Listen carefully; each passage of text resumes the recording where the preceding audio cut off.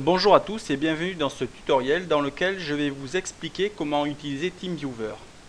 Alors qu'est-ce qu'est TeamViewer? TeamViewer est un logiciel vous permettant de prendre la main sur un autre ordinateur à distance. C'est-à-dire que vous êtes chez vous, vous avez un problème, un ami à vous sait vous dépanner, mais il ne peut pas venir. Vous installez TeamViewer sur les deux ordinateurs, vous lui donnez votre identifiant et votre mot de passe et votre ami peut prendre la main sur votre PC pour vous dépanner. Je vais vous montrer comment on fait. Donc on ouvre le navigateur, on tape TeamViewer. Voilà. On choisit donc teamviewer.com. Voilà, on arrive donc sur TeamViewer. À savoir que TeamViewer peut être utilisé sur ordinateur PC, Mac, Linux, mais aussi sur les smartphones.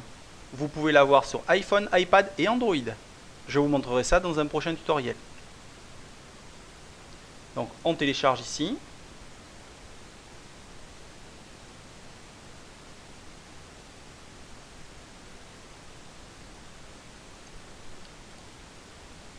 On ouvre téléchargement. Alors, téléchargement. On a trouvé TeamViewer. Il faut savoir que TeamViewer, vous pouvez l'utiliser de deux façons. Ou en l'installant, ou en l'utilisant de façon uniquement démarrée. Je vais vous montrer. On double-clique dessus. Exécuter. Alors, vous avez le choix ou de l'installer, et il sera directement installé, ou de le démarrer, c'est-à-dire l'utiliser sans l'installer. Donc, je vais vous montrer les deux méthodes. Donc là, je fais démarrer. Donc, je ne l'installe pas là. Je vais l'utiliser sans l'installer. Suivant. Ce qu'il faut savoir, c'est que ici, c'est votre identifiant qui se trouve ici. Ici, c'est le mot de passe. Comme vous pouvez le voir, il y a une petite flèche qui fait qu'on peut ou créer un mot de passe aléatoire, en déterminer un prédéfini. Là, vous voyez, donc j'ai fait ça, j'en crée un autre. À chaque fois que vous allez démarrer votre ordinateur, le mot de passe changera. Si vous le laissez en paramètre par défaut, à chaque fois il changera. Ce qui permet d'être plus en sécurité, étant donné que même si vous donnez votre identifiant à quelqu'un, il ne pourra pas se connecter à votre ordinateur sans avoir le mot de passe. Et étant donné que le mot de passe change à chaque fois, on peut y arriver. Maintenant, je vais vous montrer comment on l'installe. Donc, je le coupe. On va réouvrir. Et là, au lieu de faire démarrer, je vais l'installer. Comme ça, après, le fait qu'il soit installé, il démarre plus rapidement et c'est plus efficace quand même. Voilà, je fais installer. Alors, ici, je l'utilise personnellement et non commercialement.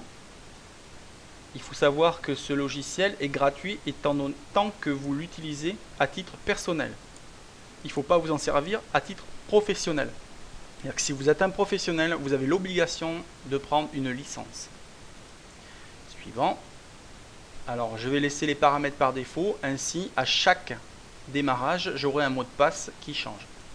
Voilà. L'installation se passe assez rapidement.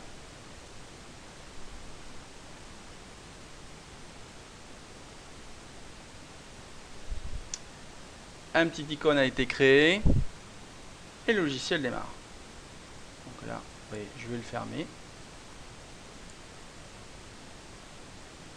Un petit coup de pub. Alors ça, c'est normal. À chaque fermeture, il vous propose une version payante. Donc là, maintenant, je le redémarre avec l'icône et vous allez voir, c'est relativement plus rapide quand même. Voilà, vous voyez, il est prêt. Le mot de passe a encore changé. Maintenant, je vais me connecter à un autre PC. Donc, comme vous pouvez le voir ici, on peut rentrer l'identifiant de quelqu'un. Vous pouvez ou prendre le contrôle à distance ou transférer des fichiers. Pour envoyer quelque chose directement d'un PC à l'autre, vous devrez faire transfert de fichiers. Mais ça, on le verra après. Donc, je rentre l'IP de l'autre PC. Voilà. Donc, je laisse contrôle à distance.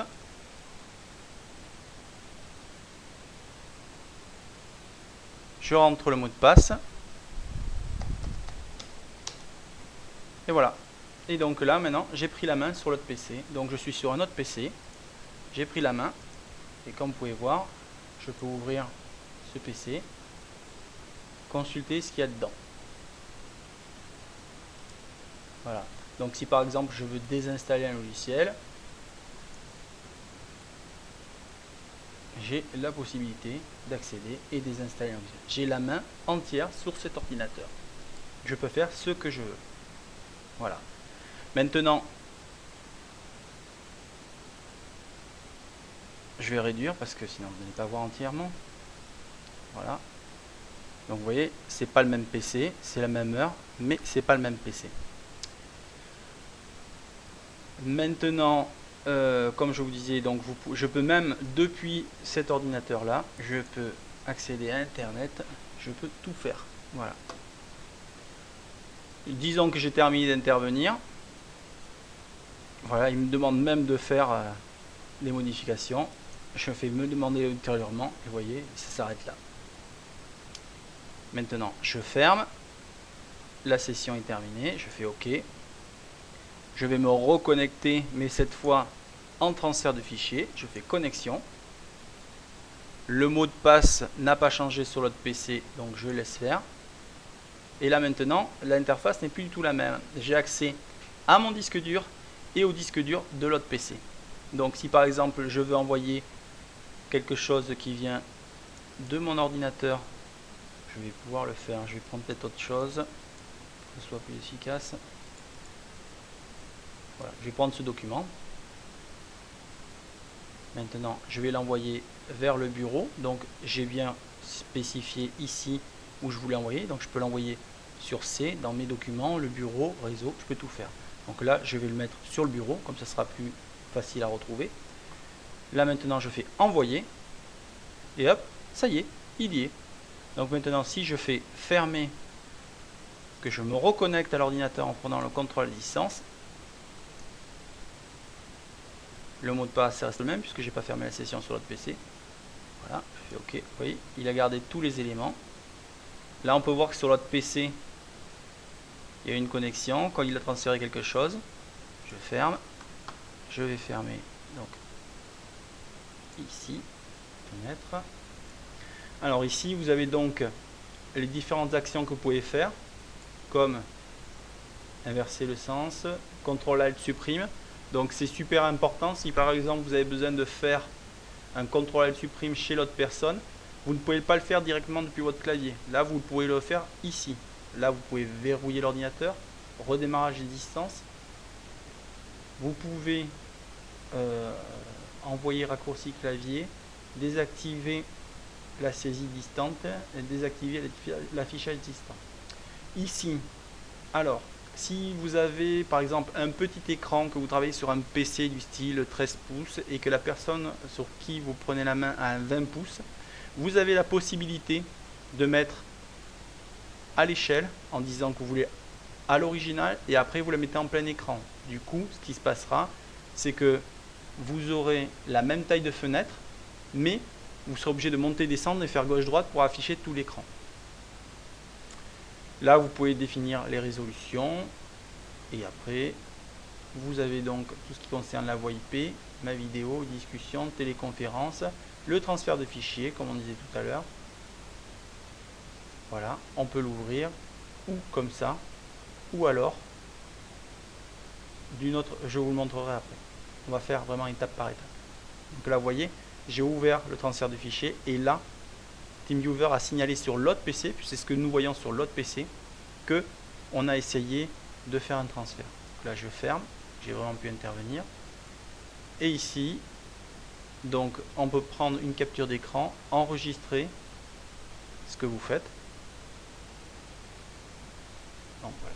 On a tout ça, je ne vais pas trop rentrer dans les détails, c'est vraiment pour vous montrer comment ça fonctionne. Ici, je réduis, et là aussi, je réduis.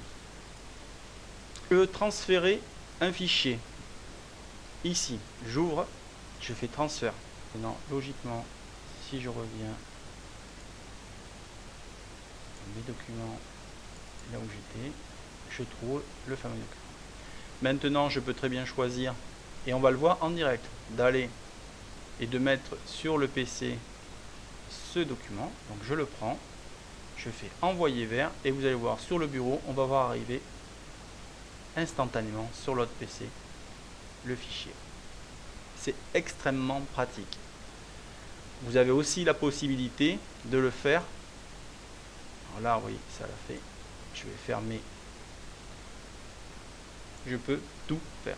Ce logiciel est génial car il vous permet gratuitement et simplement de prendre la main sur le PC d'un de vos amis, d'un collègue, d'un de vos enfants pour le dépanner.